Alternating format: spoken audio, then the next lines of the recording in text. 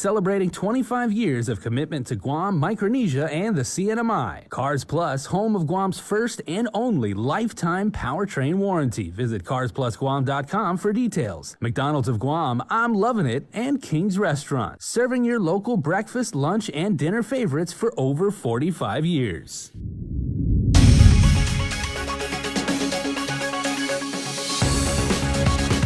Head on primetime.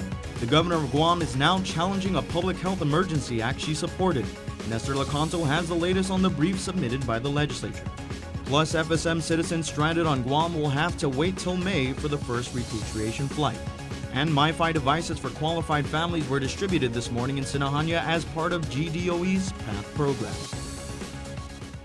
Hafde and good evening. I'm Adriana Cotero. The legislature has submitted its legal brief in a far-reaching case now before the Guam Supreme Court, a case meant to clarify the governor's power to order quarantine during a public health emergency. Nestor Lecanto has more. The High Court sought the legislature's input on what it considers a fundamental separation of powers question, and senators earlier this month approved by unanimous consent a resolution by Speaker Therese Terlahi to submit a formal brief as an interested party in the case of certain provisions of the 2003 Islan Guahan Emergency Health Powers Act. This after Superior Court Judge Elise Iriarte ruled in favor of travelers who petitioned the court for their release. These two statutes in particular give individuals access to the courts if they wanted to appeal their quarantine, and so that these would be protections for those who were being quarantined and thought that it should be reviewed by someone else. The legislature further contends that Congress granted it concurrent authority with the governor over public health services and quarantine policy. This as evidenced by the use of the term subject to the laws of Guam. We stand firm that these are within the powers of the legislature, and as is the power to make laws regarding health care in general. The Speaker recalls that the Emergency Health Powers Act was introduced by former Governor Eddie Calvo, then a senator, during a measles outbreak. It was eventually signed into law by former Governor Carl Gutierrez, now a senior advisor to Governor Leon Guerrero. It was debated at the time, and they pointed out exactly what we are discussing today, that there are, potentials for abuse of power. Ironically, Governor Leon Guerrero was one of the supporters of the bill. In her brief, Legislative Counsel Anna Wanpat Borja quotes the legislative record in which then Senator Leon Guerrero said, quote, "The bill, I think, protects the individuals who are isolated or quarantined and feel that their rights have been violated. Because sometimes in emergency situations, panic can occur, and you may come into situations where you may just be isolating and quarantining people, maybe unnecessarily." For Guam's News Network, I'm Nestor Lecanto. Stranded on Guam for over a year, beginning next month, repatriation flights for FSM citizens will begin, but only on a limited basis. Sabrina Salas-Matanani reports. The initial flight is scheduled for May 13th, but only for 40 citizens, and its destination is to Pohnpei. FSM Consul General Teresa Philippin. The state of Pohnpei is the most up to standard with their quarantine facility right now. They've been working really hard over the past year, equipping the facilities and trying to get the healthcare professionals trained enough to be able to handle this measure. The first flight is priority for medical patients and their attendants, students, and for high-level diplomats from the FSM government. According to the FSM President's office, the repatriation was made possible through a diplomatic note sent to the U.S. government requesting a humanitarian assistance flight from Guam to the FSM. It was limited to 40 because of the quarantine capacity in Pohnpei. Repatriation was initially scheduled last December, but due to the lack of sufficient medical personnel and lack of ventilator training, it was postponed. According to the FSM's President office, physicians from the CDC, U.S. Health and Human Services, and the Department of Defense will be deployed to help build medical capacity and provide assistance during the initial repatriation efforts. For those on the first flight, several requirements must be met before and after they land in Pohnpei. We're going to have to quarantine them pre-departure.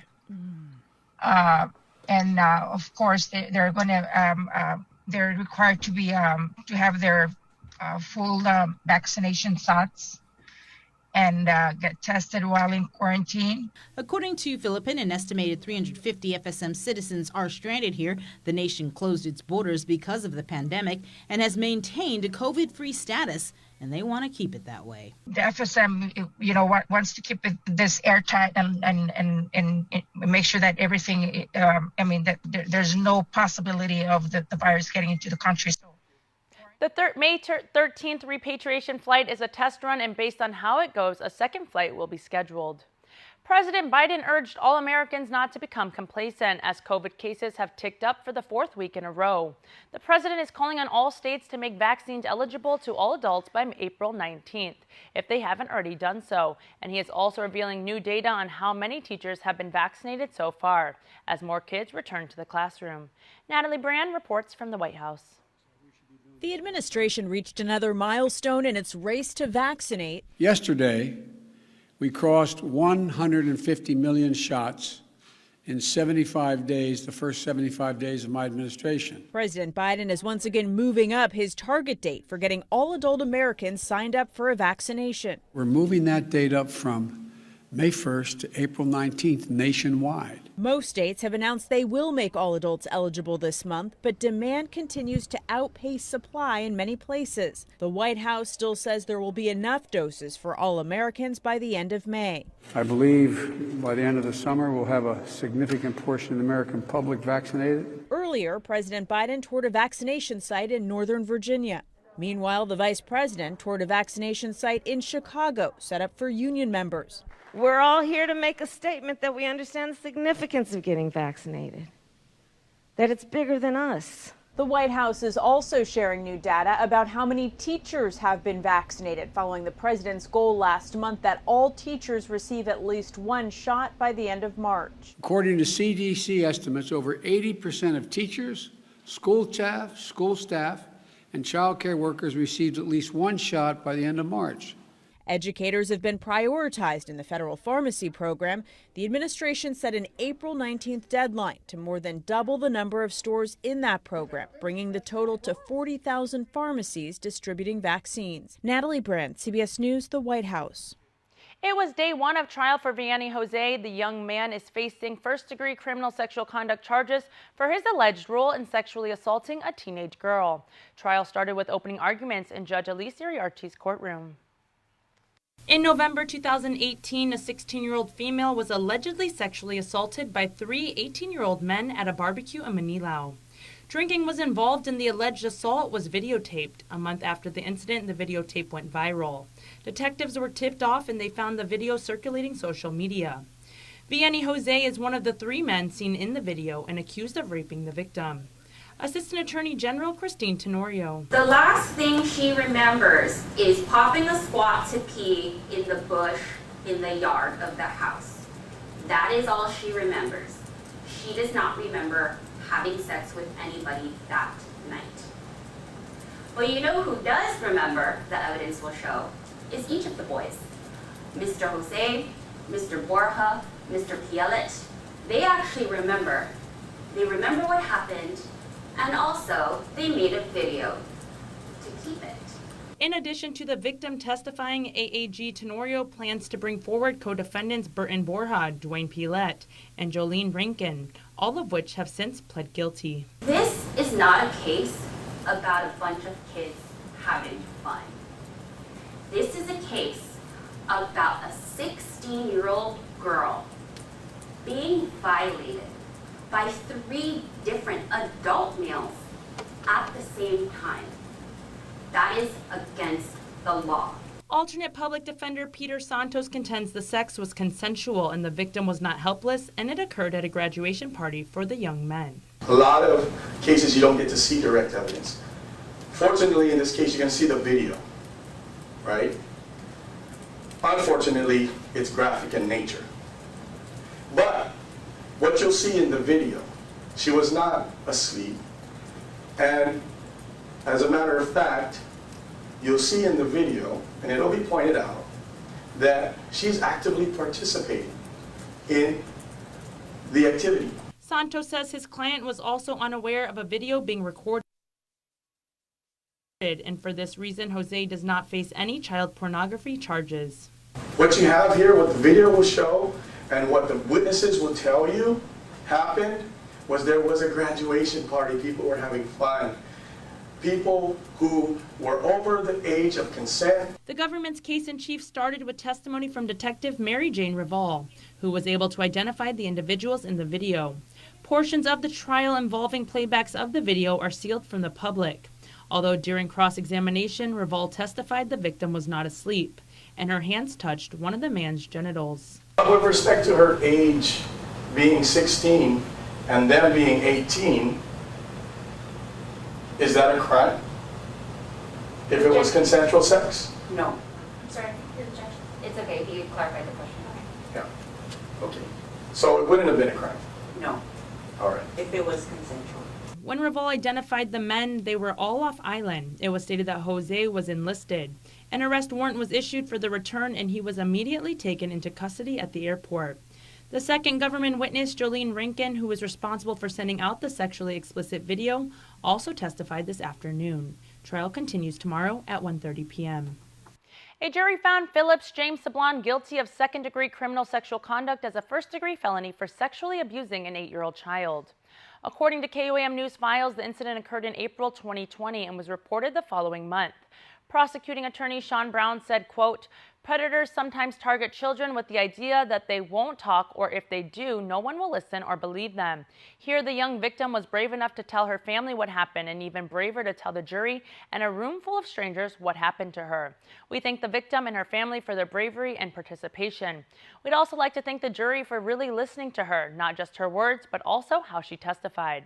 Sablon is facing 5 to 20 years imprisonment and will be sentenced on July 9th. Today, families that pre-qualified for the GDOE PATH program began receiving their MiFi devices. Tyler Mazzanani provides the details on how GDOE is preparing for the upcoming school year.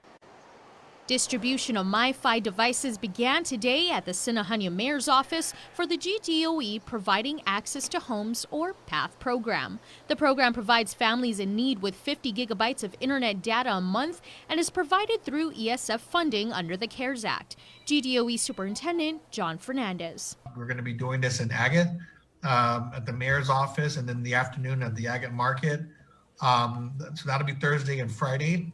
Saturday, we'll be doing it at the Dedido Mayor's office from 8 to 4. Monday through Wednesday next week, we will be at Manilao Night Market from 10 to noon and then from 3 to 7. And then Thursday, we'll be back in Sinahanya. And then Friday and Saturday back at Dedido. So we have this, this will be on our Facebook and our website. For those who are interested in getting those details. Parents have until April 9 to register their child for the online model of learning. Otherwise, schools will anticipate their return for face-to-face instruction. Hard copy will no longer be offered as a model of learning come next school year. If internet access is an issue, parents are encouraged to contact their child's school for more information on how to register for the PATH program. In line with the recent approved vaccination age eligibility, Public Health will set up school-based vaccination clinics for students 16 years and older. The first clinic will be held on Monday, April 12th at Teadsden High. That'll help facilitate what we hope will be, further students and employees vaccinated by the time we get to the next school year. And as the school year comes to a close, the department is gearing up for summer school, which Fernandez predicts will be conducted as one session with extended hours. Deadline for registration for school year 2021 to 22 is Friday, April 9. Reporting for Guam's News Network, I'm Tyler Mazzanani. Stick around for more news here on Primetime. You're watching KUAM.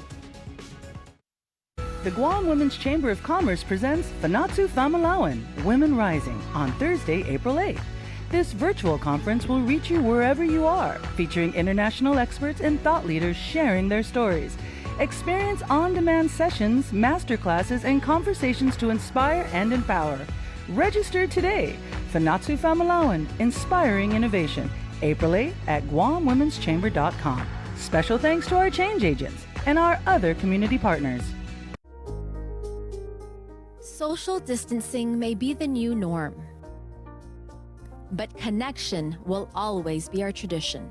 Through good times and tough times, we remain connected with you. Masks may be the new fashion, but protection will always be our style. You can always count on us to protect the things that matter the most. Sanitizing may be the new routine, but caring will always be our practice. We care about your loved ones and the things you value the most. And as we welcome our new normal, one thing remains certain: we will always be here for you. We're open and ready to serve you. Calvo's Insurance, a legacy of trust.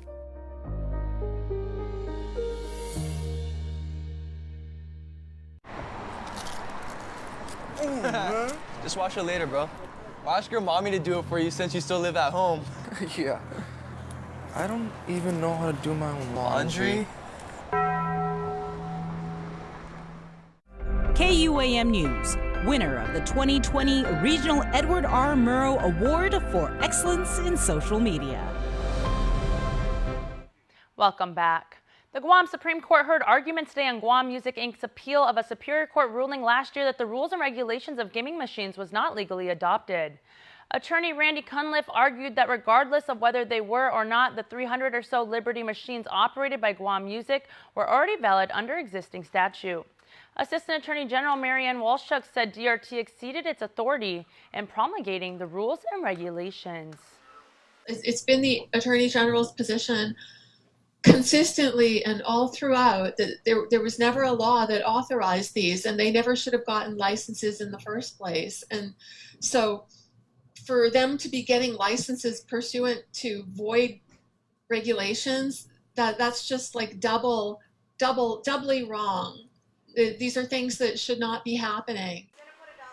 The Supreme Court justices have taken the matter under advisement. The hearing was just the latest in the legal battle over Liberty machines, which goes back many years. The legislature has passed laws outlawing such gambling, but also passed a grandfather clause to allow existing machines at the time to continue to operate. Speaker Therese Terlahi says she has yet to receive a reply regarding letters she penned to the Chamorro Land Trust Commission board and chair on the issue of the alleged coercion of a CLTC land agent by its director. My first letter, I didn't get an official response. I didn't get the records I was asking for, the report. I didn't get the topic of the executive session, and I'm not satisfied whether the issue that was brought up was a pervasive one or it's a single time. After the land agent brought up the issue in a February board meeting, an investigation was launched with interviews being conducted with several other land agents and compiled in an overall report. But Speaker Terlahi has yet to receive any information, stating if the commission can't produce the information soon, she'll have to take it one step further. These beneficiaries need this information, and I want this information. And if, we don't get it, we are going to set an oversight hearing. I just think it's so much faster to get this information. Why wait for an oversight hearing? They should just produce this information right away. According to Speaker Terlahi, she had communications with the CLTC board chair, who says they're relying on legal counsel to guide them on the matter, being that legal counsel is an assistant AG. She's hoping Attorney General Levin Camacho will turn some of his attention to the issues brewing at the CLTC. A bill to clarify the 10% hazardous pay upon exposure law for customs personnel was discussed today at the legislature. While the law has been on the books for about 5 years, Chief of Customs Vincent Perez says the hazard differential has never been paid out. He says there's been a continuous back and forth with the administration department with still no clarity over who and when should get paid. He urged senators to resolve the issue, especially now that the pandemic has hit. Officers were exposed and continue to be exposed. Customs was responsible for identifying, isolating, and interviewing these passengers, as well as coordinating with the public health for more in-depth screening and quarantine action. And we've also had officers and continue to have officers assigned to the quarantine facilities today. And still, no hazardous duty differential has been paid out. He also read the emotional testimony from the widow of Customs Officer Renny Tumanda, who passed away from COVID last September. Speaker Terlahi said the current law is crystal clear and said DOA needs to explain in writing exactly what the holdup is. The Guam Ethics Commission will be meeting next week Friday. On this list of topics to be discussed is Senator James Moylan's Bill 105. The bill would establish an elected commission in efforts to ensure the Ethics Commission is free from political bias. Guam Ethics Commission Executive Director Jesse Kanga says there's a couple of other bills they'll have a hand in too. That will be the first opportunity the commission will have to openly discuss and to come up with their position on the bill. But I just want to say that we are very excited. A lot of bills have been happening that engage us at the Ethics Commission, and we're very happy to be a part of that process. So just yesterday, again, we provided testimony in a bill that would mandate the ethics training for all government employees, a great idea. We have Senator Moylan's bill, which would make the commissioners an elected office. And then we have another bill by Senator Joe Sinaxin, which will provide for and affirm the independence of the Ethics Commission. Kanga says the recently introduced bills surrounding government ethics are a clear sign that the island is in need of a fully functional Guam Ethics Commission. This morning at around 10:14 a.m., 911 dispatchers received a call reporting a fire on Swamp Road, Dededo. According to acting GFD spokesperson Sharika Chargaloff, units from Estimbo, Jigo, and Dededo responded within minutes of the call. When our units arrived, it was fully engulfed. They were able to get it under control at about 10:40. They've determined that it's an unoccupied wooden tin structure. The cause of the fire remains under investigation. In the meantime, Chargaloff reminds the community that because of the extreme high temperatures the island has been experiencing, that there is no outdoor burning allowed, and if they have any questions, they can call or visit their nearest fire station. Today, the University of Guam kicked off day 2 of their 12th annual conference on island sustainability. Our islands are rising. The conference included a panel led by conference co-chairs Governor Lou Leon Guerrero and UOG President Dr. Thomas Kreis, and discussed how government and academia are working together toward a sustainable future. Tomorrow's conference will showcase their signature feature, CISC Talks, Ideas Worth Cultivating. CIS Director Dr. Austin Shelton. Very similar to a TED Talk format. We'll have 10-minute talks from very inspiring people. And we're actually partnering with the Obama Foundation, a nonpartisan and nonprofit organization led by former President Barack Obama. The CIS will continue until Friday and will begin from 8:30 a.m. to 12 noon. Those interested in the virtual event can register online at uog.edu/CIS 2021. General admission is $20 and for students it's $10. Coming up, we have Dave Delgado with your look at sports. Keep it here.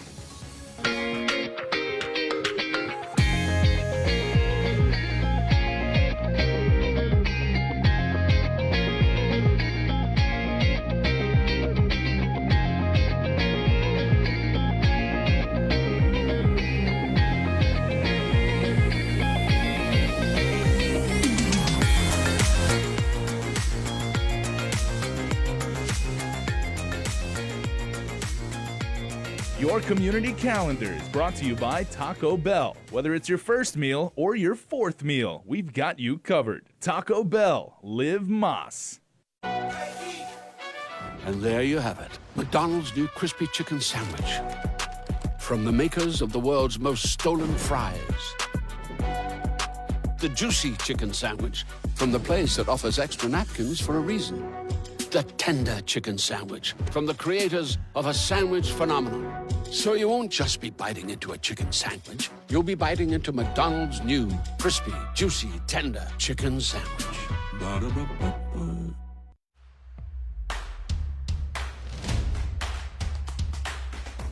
For the different beats of your life, we're here to keep you connected the way you want it.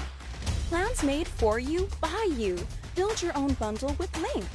Select the internet, entertainment, mobile, and home phone plans that fit your lifestyle. Pay for what you want, not for what you don't. Build your own bundle and save with Link. Whether you use your truck for work or play, you can count on Ram trucks. Built to deliver today and built to deliver for many years to come. Here at Cars Plus, it is Ram Truck Month, where you can get the best deal on a new Ram 1500 starting at a new low price of $31,995. You can call us at 477-7807 or visit our website at carsplusguam.com to schedule your test drive today.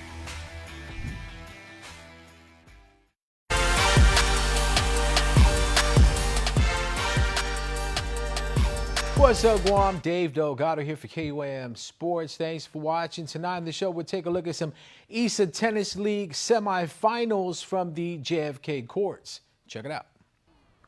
Players from the ISA League stepping onto the court for a shot at making it to the tennis finals. JFK's Abraham Kim is heading to the ISA Tennis League Boys Singles Championship match. Abraham defeated teammate Cyrus Shambach 8-1 to advance. Kim is 8-0 heading into the final match of the season. Actually, I'm pretty surprised sports actually happened this year.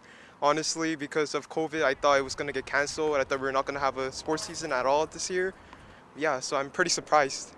Abraham played his freshman and sophomore seasons at Harvest before transferring to JFK his junior year. The move paid off as he took third at All Island. Overall, I think I did pretty good. I played pretty well. When I first played my first match, I was kind of worried about, like the crowd. Like there was no one supporting you and kind of stuff. So I thought that was going to affect me negatively, but thankfully it didn't. So I'm pretty happy about my result. Abraham was selected as this year's All-Island co-MVP. His goal for championships, take that top spot. Definitely trying to get that first place. And yeah, that's the whole goal I have for this year. Also heading to the finals for girls singles is JFK senior Ari Ortega. Ortega edged out Simon Sanchez player Nicole Cosby 8-6. As a team, the Lady Islanders are 8-0 and ranked first. So our team practiced every day and we worked hard to achieve what we have. I'm so glad that tennis was able to be played this year despite the pandemic. The fourth-year player helped the Islanders win first for girls doubles.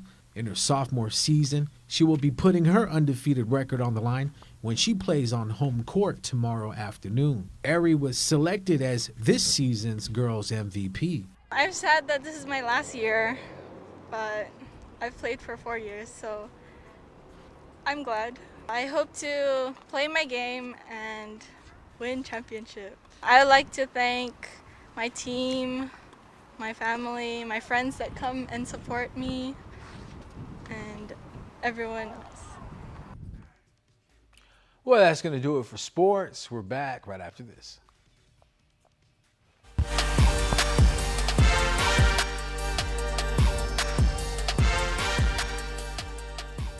Guam's auto appearance specialist, Elegant Reflections, has been providing the automotive industry with professional detailing and car care products at its highest quality, from complete detailing, full interior detailing, exterior detailing, headlamp restoration, hand washing, seat and carpet shampoo, engine degreasing, undercarriage cleaning, paint sealant, fabric protection, paint oxidation removal, and so much more. Visit us at our new location. Call 646-5555 for an appointment. Elegant Reflections, Guam's auto appearance specialist, over 20 years of experience.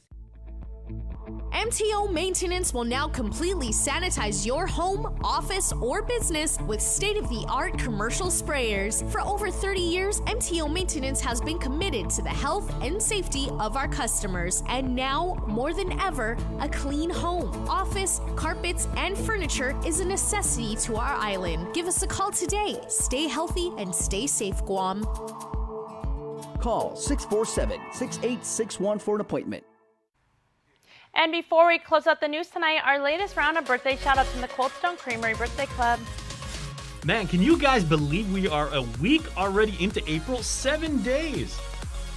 But you know, tonight's birthday celebrants have been waiting for us to say happy birthday to them. Starting out with Kaylani Therese Kitatsu Mayberry. Happy birthday to Kay. We love you from your family. Josiah Limtiako. Happy birthday month to Josiah. Coming from Papa Andre, Mama Kathy, Maria, Blue, Malfunction, and the whole entire family with love. Also, Amelia and Zoe Pakaigui. Happy birthday to you, Amelia. Happy birthday to Zoe. Happy third birthday to our Twinkles, Amelia and Zoe Pakaigui. We love you. And happy belated birthday to Peyton Kitatsu, who was born on April the 6th. Happy birthday, Pei. Love your fam. Remember, you can be part of the Cold Stone Creamery Birthday Club by registering online on KUAM.com. That's all the time we have for us here on Prime Time. Thank you for watching. Have a good night and be safe.